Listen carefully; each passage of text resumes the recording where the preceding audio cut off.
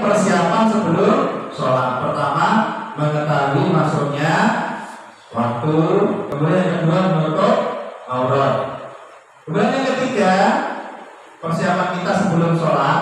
Persiapan saat dari sholat, suci badan, pakaian, dan tempat sholat dari najis.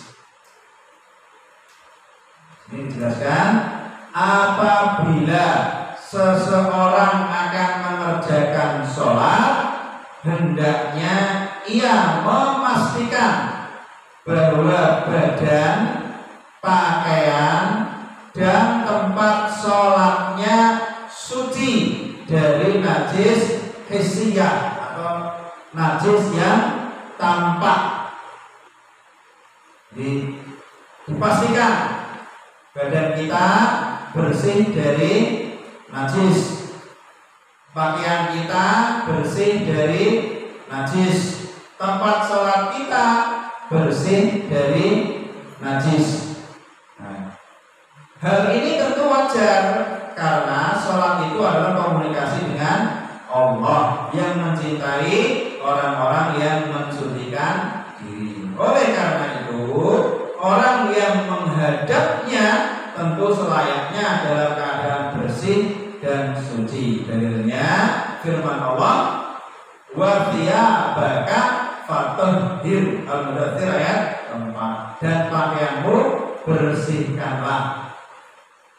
Kemudian hadisnya pertama, hadis dari Jabir ibni Samurah qala sa'ala rajulun Rasulullah sallallahu alaihi wasallam usalli fi thawbil ladzi ati fihi ahli qala na'am illa an tara fihi syai'an fatagsilahu. Rawahu Ahmad. Dari Jabir ibnu Samurah diriwayatkan, ia berkata, ada seorang lelaki bertanya kepada Rasulullah Sallallahu Alaihi Wasallam, apakah, kata orang itu tanya Rasulullah, apakah aku boleh sholat dengan pakaian yang aku pakai ketika berhubungan badan dengan istriku?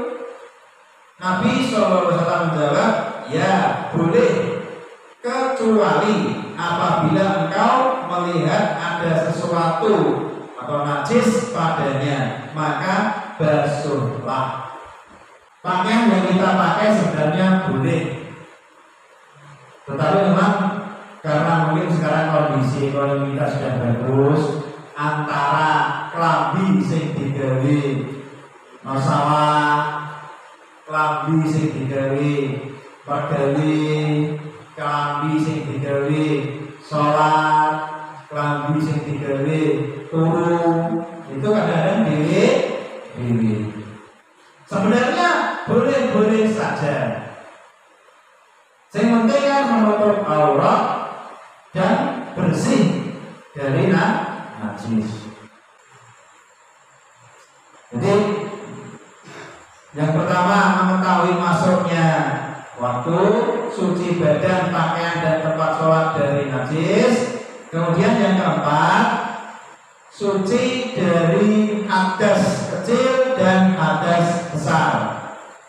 Nah, keterangannya, setiap orang yang hendak mengerjakan sholat harus memastikan bahwa ia berada dalam keadaan suci dari hadas kecil dan hadas besar.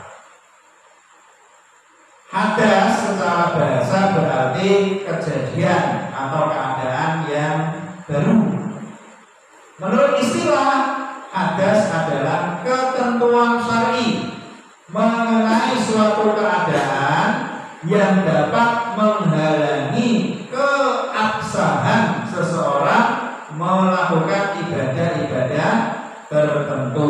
Jadi kalau kita berhadas, itu kita tidak boleh melakukan ibadah-ibadah tertentu sebelum suci. Hadas ada dua macam. yaitu hadas kecil dan hadas besar. Hadas kecil adalah keadaan pada seseorang yang disebabkan hadas, ya. Jadi sebagai hadas cilik ya. Penyebabnya satu, keluarnya kotoran dari salah satu buah jalan. Maksudnya buang air kecil, pipis. Berarti kita kalau habis pipis, habis disucikan, kita masih berhadas kecil. Buang air besar, berengek, bercawik, kita suci, tapi masih berhadas. Atau buang angin, ngentut, orang suci, tapi kita berhadas. Jadi nek berpipis, berengek, berkentut, nek apa sholat nggak boleh, karena kita masih berhadas. Harus membersihkan diri dari hadas itu.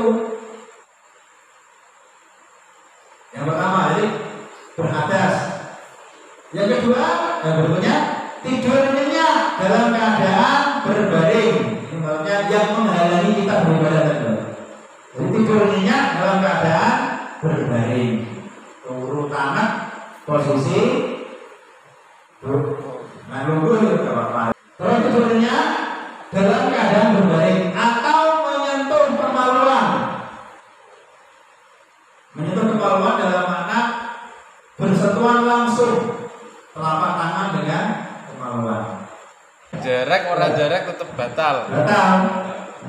Hadas besar adalah keadaan yang terjadi pada seseorang yang disebabkan oleh keluarnya air mani karena mimpi atau karena dilakukan dengan sengaja, karena hubungan suami istri, atau karena haid atau nifas bagi wanita. Jadi hadas besar ini ya seperti itu, dalam semua insya ya. Jadi hadas kecil dan hadas besar. Nah, apabila seseorang hendak mengerjakan sholat sementara ia dalam keadaan berhadas kecil, ia wajib berwudu. Nah, jadi kalau menghilangkan hadas kecil cukup dengan berwudu.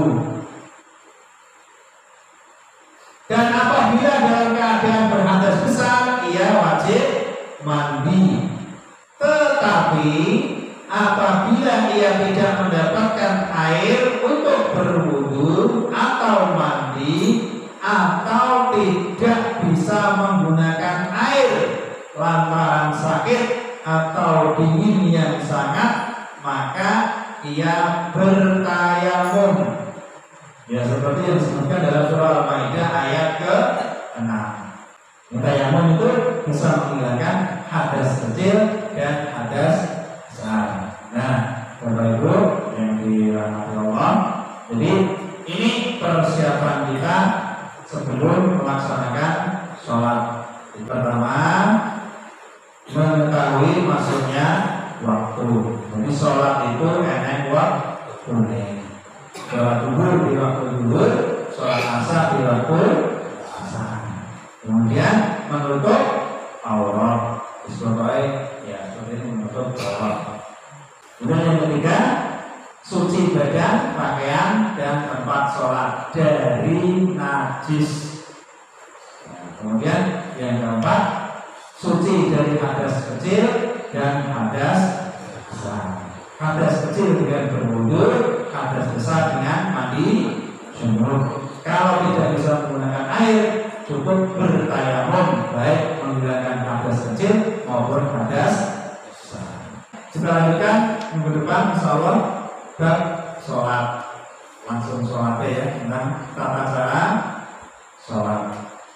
Kemudian kita akhiri dengan juga kabar majlis. Subhanallah. Asyhadu an la ilaha illa anta astaghfiruka wa atubu ilaik. Wallahu a'lam bishawab. Assalamualaikum warahmatullahi wabarakatuh. Waalaikumsalam warahmatullahi wabarakatuh.